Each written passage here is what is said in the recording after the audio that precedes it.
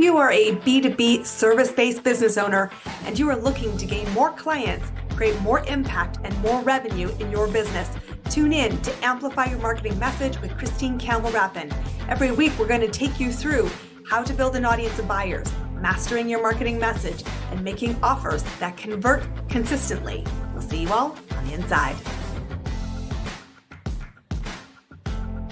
All right, my friends, welcome back. I am super excited today because I think we make business way more complicated than it needs to be.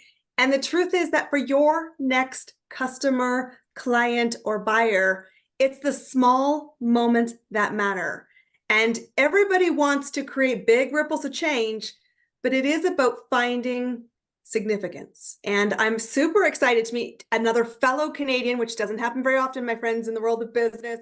If you do not know this amazing woman, this is Drummond. She is an incredible powerhouse who's making big waves right now in the world of Hollywood. She's going to talk to us about this. Deb, welcome to the show. I'm super excited to have you here. Oh my goodness, Christine. I really appreciate being here. Yes, hello, fellow Canadian, tag. I love the red and white. You're going for it today. 100%. I appreciate that because it's always an honor. I mean, for you, you have, how many people that you can have on your show. And so to be asked, really, I'm so happy to be here. Thank you. It's an absolute pleasure. So let's talk about this because truthfully, we get squirrely. And we forget to slow things down. And I know in the world of PR, which is the world that you play in, the world moves about 1,000,000 miles a moment. But how did you first discover that it was moments that make the big difference? Well, we're talking my language because if you actually literally go to my website, it says it's the moments, not the hours, that will change your business. And there was a particular incident, and ironically, I was talking about this fellow today. So there was an incident that taught me the one thing that changed everything. We have those moments. So here it was. I've been doing my business for a number of years, as you know, and maybe 9 years ago, maybe 19 years ago, I was standing in a location. A bunch of us had a meeting, and one of the gentlemen who was leading out said, okay, we're going to go in 10 minutes. So all of us go, we're gathering, we're chatting, you're chatting, you grab your stuff, you grab this, and he went and he started making calls. And I thought, we're leaving in 10 minutes. And I'm pretty one of these, if you're not early, you're late kind of people, because that's what and I'm like, what are you doing? He's like, making a call. And he probably made 3 or 4 calls in the same 10 minutes where we were standing at the door, all waiting to get into the vehicle that was arriving. Chit chat, not bad chit chat, but I saw what he did. And he was the first millionaire in Canada under 30 many years ago. And I was like, thank you. Because what he did in 10 minutes, and then I put it to the test. And as I continued, and a lot of the times in my work, I've worked with teams and clients, but large numbers. And I'm like, you can do this in 10 minutes. They're like, no, you can't. I'm like, watch. And I literally timed myself. How many messages can I get out by text? How many this can I do? Literally, I had 3 minutes to a call. So it's the moments, not the hours, that can change your business. Absolutely. Because sometimes we don't have a lot of time. And so we got to make it happen. We don't, or we don't think we do. And I actually do love this story for so many reasons. I'm actually currently in a sales sprint with my mentor, and this is it. There's a lot of discipline to use the minutes because truthfully, when you are focused and you have a game plan and you're clear, 2 things move your business: make the offer and find your next buyer. It's amazing how those things compound. Yes. And truthfully, there's a lot you can do in 10 minutes. Isn't it? And when you start to actually do it in 10 minutes, I had my teams all sit there. I'm like, pull your phone out and make a text that was fairly generic, but important. And I'm like, I just want you to, I don't care. We're not doing anything for a specific reason. I just want you to copy and paste it. That's all. Just copy and paste it. And I want to count how many, over 100. Over 100. So if you were inviting to a birthday party, you're like, oh, I gotta find time to invite to a birthday party. I can't, it's my husband's mother's, blah, blah, blah. And I'm like, you can make 100 invitations in 10 minutes. They're like, not possible. I go, do the text. Okay, good. Let's go. Come on. You don't know who you're forwarding it to? Check, done. Now get back at it. And it was shocking. part of that comes from you need to know who you want to talk to. And I think that that is honestly a big mystery to a lot of people. So Mhm. many people come into my space and say, well, if I just know who to talk to, I would go talk to them. And I said, well, then what the hell are you doing building a website or focusing on SEO and all these things that are, yes, good gasoline, but advanced strategies. Your number one job is to find the lead. And if you have the lead, talk to them. Mhm. Mhm. Absolutely. Absolutely. There's a lot in that. There's a lot in that, my friend. There is a lot in that. And that's what we unpack over some periods of time. But the other big challenge, is that if we're going to be dialed in and we're going to focus on those small moments, how come we just cluster it? Truthfully, we're scatty, we're all over the map. What is the big thing we lack doing that enables us to actually move? So I think we talked about it earlier. I'm a lot about teaching people about significance right now because the project that I've done or that we're doing would be considered fairly significant, right? Fairly large. And people are like, why, how, to the point where I've done a video. If you want to know why and how, there's a video, watch it. It's great. I don't have time to repeat it anymore. But I think like you talked about focus, I talk about making a decision. But it's a solid decision. It's a true decision. There's a point, and everyone knows it. If you became an entrepreneur or you're whatever it is, there's a certain point in your decision where it's no go back. There's hazy decisions, there's clear decisions, and then there's when you make it and you know it, no matter what happens from that point, you're like, I'm in too deep. You'll say it, I'm in too far, I'm in too deep, I've got too much invested. You're in that decision. When you start to make a decision, clarity comes with that decision as well. So a lot of the fog changes when you're kind of in, but when when you've hit it, you feel it. Like it's almost like you embody it.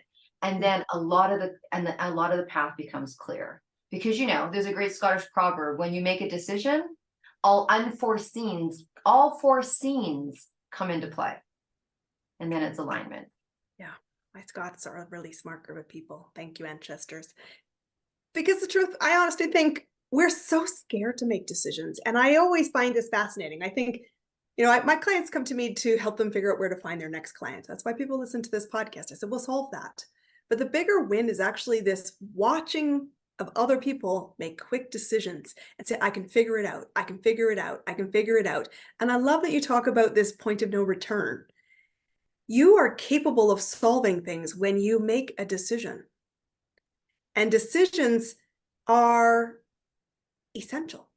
Like it's a non-negotiable. I don't know how you think you can be a business owner leading other people and exchanging money for value if you cannot stand on your opinion and say, this is what we're doing.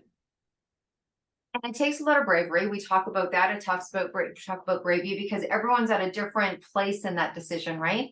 So as you start to do things over and over and over again, you become more competent and more postured and more assured. So you can stand across from someone like me and you, and if you ask about your business, you have an assurity about you. But it just depends really how long you've been doing this, and or even if you've been in your business 5, 10, 15, 20, and let's talk about it, a number of years plus, and you venture into a new arena, or you start to have different conversations, and you can actually experience it and see that you're like, oh, okay, there's some, you can feel like there's some trepidation in terms of what it is that you're going to do. But then when you're assured and you feel like it all lines up. So I agree. I actually, when we were in Ireland, we did the book launch in Ireland 2 months ago, there was a woman, her solo job, only job, she's the decision-making coach. I'm like, that's incredible. Like, that's incredible. It was like, really? She goes, yeah. And she goes, I go, it's people that really get stuck in that indecision. Like that fear washes over and they can't go through that uncomfortable period, because if it's a decision and you're not sure, some people get super cool with the fact that they made a decision and they're comfortable in the, what happens after that, because you don't make the decision and everything lines up and a business plan lands on your desk. Not right. likely. But so there's people that she really like full deal. That's what she does all day. She talks to people about making a particular decision. I was like, wow, it's incredible. I love it. And you're right. Confidence doesn't come from day one. It has a certain level of certainty because you start to move, but truthfully, not everybody, even over time, feels fully in control. Mm-hmm. I always tell people in my business, Wobbles are normal. Welcome to the human experience. The question is whether you do control the wobble or does the wobble control you? And that pendulum swings about 1,000,000 times a day. From your own experience, because you work with a lot of people in a lot of different industries, what are the keys to braving up and how can we start to build that muscle? Because I do think the longer track record in the rearview mirror, the more you're like, okay, I survived that. I'm still breathing. Now what? Right. Okay, so I talk a lot about making a decision. So getting clear on whatever that looks like to you. For me, there's a lot of things that I have ideas around, or as you play this game for a while, you get a lot of opportunities. My phone rings with a lot of opportunities, and you have to make that decision sometimes super quick, right? So once you get to make a decision, you can do this before or after doing the right research. Now, I had an opportunity on Friday to make a decision by Saturday on a fairly considerable opportunity for my son's business. We didn't have a whole lot of time, but I did all my due diligence as much as I could within those 24 hours. Research, go online, talk to a girlfriend of mine who's in that same sector. What do you know about this person? What do you know about this? I did the best amount of research that I could. Don't get over researched. You'll know when you have enough data. But if you do research, here's the cool thing about research. Decision right or wrong, you'll be able to say to yourself, well, I did the best I could. I found out as much information as I could. Sometimes the only resource you have is Google, right? Sometimes the only resource that you have is one person. This was a celebrity opportunity. So my girlfriend just happens to be an incredible celebrity event producer and knows everybody. I'm like, do you have time? And I called her and she's like, it's my birthday today. I'm like, okay, happy birthday. It wasn't the day to ask her, she could give me time. So I'm making a very quick decision. But if you actually do as much research as you can to satisfy yourself, don't get lost in don't get lost in it, that if the decision goes to the left or to the right a little bit, you've done what you can. But in doing the right research, it will allow you to ask the right questions. That's why I tell people to do research. What questions? And whenever I'm leaving a conversation that I don't know a lot about, or I'm looking to hire someone that I don't know a lot about what they do, I know enough to get that person on the phone. I always ask this question: what am I not asking you that I need to ask you? Because if you ask that question of that person, right, then you get everything that you can. Even like this really quick deal that I ended up taking, right? And then it was like, the night before they needed two things. I was like, what do you mean you need a 20-minute video shooting of the clothing? I don't have that, right? I said, move us to the next segment. They're like, no. And we found an instant solution. But the point is, if you do enough research, you'll feel better about your decision. And at the very least, ask that question: what am I not asking you? What do other people go into business with you to do the exact same thing I'm going to do, and they found as a surprise? Because unfortunately, we get very good at what we do in our craft. And so if someone was to come to me and said, hey, I want to speak on your summit, I'm like, absolutely. I'm going to give them everything, but I might forget to say this one piece. Oh, your bio needs to be in this format or whatever. Do you know what I mean? And so if you ask that question, it'll make the person stop and go, okay, what is it that everybody asks me? What is it you need to know? And you'll just have more data. And then at a certain point, like it or not like it, you have to brave up and make that decision, or you have to brave up and take it on, or you have to brave up and say no. It is harder for me with my personality style and the abilities the things that I've been able to achieve sometimes to say no. And I saw it yesterday. I got someone that called me and they're like, hey, do you want to da da da da da? And I'm like, oh my gosh, that sounds amazing. I could feel it in the conversation. I'm like, Deb, say no. Not because I don't love it, not because I don't want it, not because I don't want to do it, not because it's not part of my being and it's got to do something with the company that I did a long time ago. It was like, it's just not what you can do right now. Yet this person really, really, really wants to do this project with me. And so I have to even say that when it comes to not doing something, braving up for me sometimes is saying no. But honestly, I don't know. I mean, maybe there's situations, maybe where braving up might have not have been, I braved up too soon, or maybe 3 months too late or something, but you don't usually not win when you brave up. I love the urgency of this. And for our listeners, I want to kind of distill two really important things that I heard you say.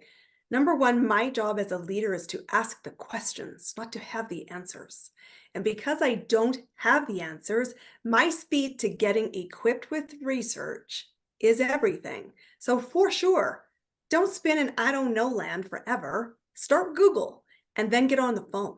And I think that that's something people have. And I know it's one thing I know from you, and I've really, it's disruptive in its uniqueness, but it should not be, which is you're like, phone me. Like, text me, talk to me. That is faster than the email. Please don't get lost in my inbox. If you need me, that's not the best way to do it. And I think so often we're scared to outbound. And truthfully, it is the greatest gift if you're an experienced individual who can lead guidance to somebody else to say, I'd love to share you what I know. I'd love to tell you what questions to ask. It is really honest that you might even take a call in the middle of a birthday to do that. Mhm. You're not going to give 10 hours, but you might give 2 pieces of nugget that get that decision made. And you're right. Even in all of the land of information, you will never have 100% certainty, but you can trust your instincts, brave up, learn from the lesson, and say, what would I do in the next decision and the next decision? And Mhm. truthfully, if opportunities are moving at the speed of light, money loves speed. Be in or out, trust yourself, and know that you must keep moving. Because I think this overwhelm that we hear so much about comes from the fact that you're scared to make a decision. I would say it doesn't matter if the decision's right or wrong. Make one and move on. Yeah, I think that it's part of the process, right? It's part of every process, whether you get used to it and make them quickly or not. But that as you start to become your own self lead, right? I mean, I think we all have that leader inside. As we start to self lead, meaning like you make all these, you make many decisions a day, and it starts to build on that. And then being in the right environment with the right research, and then just saying yes and going in. Um, it's really it is very interesting. And even for someone like myself, people think that making decisions, as you start to get bigger in your business, the decisions just start to get bigger, right? They The start to get risks bigger. become bigger. The Yeah, money risks becomes become, bigger. yeah. The falls I put become my bigger. And so do the upsides. Yeah, absolutely. I put myself up against the wall. And in my family, because I raised my children in a world of entrepreneurship. My son, particularly right now, he's learning his world of entrepreneurship. I don't know why, because I go, okay, we're gonna go into rice and peas, meaning that I'm making a big decision. And you know what I mean? I'm like, oh, okay, here's the steak and lobster. We kind of do rice and peas, steak and lobster. I don't know why. It just was something that we use. But I'm like, okay, we're going in, we're going in. And what does that look like? And what does that mean? Yeah.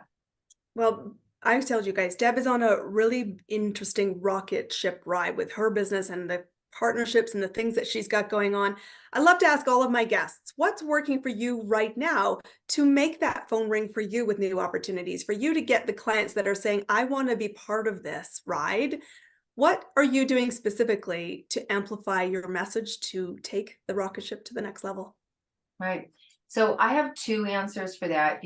One is being uncomfortable. Now I'm at a place where we're really expanding. I've flown around the world before. I've built companies and been plane trained in automobiles. And honestly, I enjoy being on a plane because it's nice and quiet. No one bothers me and I get a lot of work done. It's just like, I'm I like, appreciate that. I ooh, wrote I three get to go on articles a on my plane. last plane trip. No, I get to like do whatever I want to do, right? I usually make friends with the person beside me, So right now is there's a lot of braving up going on. And I have said this many, many times. There's a lot of money in uncomfortableness. There's just a lot of money in being uncomfortable. So we're at a place right now in my business where it's risk. There's probably 2 or 3 risks we're making considerable a week, right? And so there's a lot of self-talk that's going on, and I'm relying on people that I love and dear to keep me motivated. Not motivated from a you need to go out there and do it, girl, but from a right mindset motivation. The other thing is that I'm accessible. And I think that's very important. And I think it's been important. So I have this, we have the 262 movement, and there's hundreds and hundreds and hundreds and hundreds and hundreds of women in this movement. Right. And we just came back from the Emmys, and where people think, ooh, that's such an inaccessible, unobtainable idea. It's not. Everyone was accessible. I'm accessible. And you literally can go onto my website and you can go to the contact page and you can send a message and it goes to my inbox first. And I think there's something very true about that. For me, that's the offer I put on the table. Some people are like, are you kidding? Go through this person and then go through me. And that's fine. I don't think it matters on the size of I think that's a decision that you make yourself. But in terms of what makes it ring is that my people know that if they need me, they got me. I'm like, if you email me, God bless you, but you might want to text me or WhatsApp me and you're going to have access, right? I tell people how to contact me, but I do believe that most people that do business with me, if not all of them, would say that if I need her within 24 hours, she's on the return. I think that this is a powerful one. We've not heard that here on the show before, and it was something I read just the other day. The reason you're struggling to find so many clients is because you're making it so damn hard for them to do business with you. Too many gatekeepers, too many steps in the process. Your ability to be responsive matters so much because the stats are shocking. If you had somebody who did leave a message or left a voicemail and you did not call back within minutes, they have Googled the next company. Responsiveness is key. I absolutely love that. Deb, also, of course, I love what you're all about. Tell us how people can find you, learn all about the projects you're working on, and yes, get involved. Absolutely. So can I say something to what you just said? Because Yes. I know people think that I'm, 900 years old when I say this, but I just want to double down on, that was brilliant, Christine, because what I want to say about that is whether you call them back or not right away, that's the stats that you know. But I'll tell you what's interesting. I have business cards. I literally have 4 different business cards because they have different looks and blah, blah, blah. That's me. And people are like, oh, I don't carry business cards. And I'm like, I know, let's do this. Let's do this. And they go, oh, I go, why don't you Instagram me? And then I'll Instagram you back. And then we'll agree to talk. And I'll send you my calendar. And then you go onto my calendar.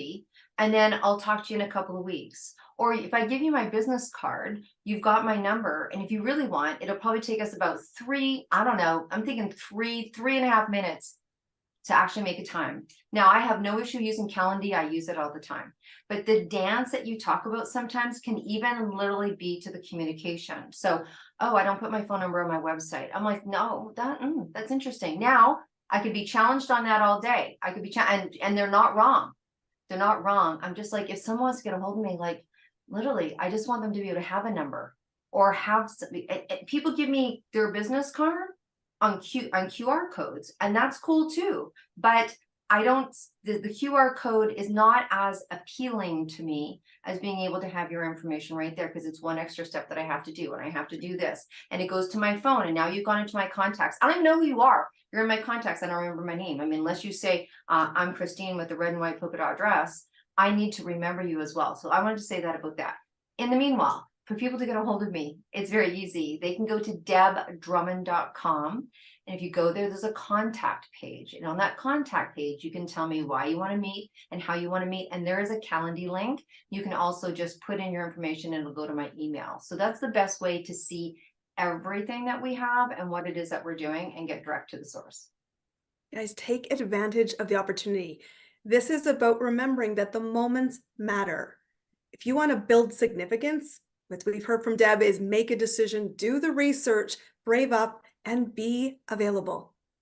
That's how business growth can be elegantly simple. Deb, thank you for being our guest. Guys, please do take the advantage to get involved with what she's going on. She's an incredible person. I appreciate you. Thanks for being our guest. Guys, we will see you all on our next episode. Go out there, amplify your message, and find your next client. It's go time. We'll see you there. That's a wrap on another amazing episode of Amplify Your Marketing Message with me, your host, Christine Campbell Rapin. Be sure to subscribe on your favorite podcast platform so you don't miss another great episode. And be sure to visit christinecampbellrapin.com/podcast to get a free resource on how to master your marketing message. We'll see you all on our next episode.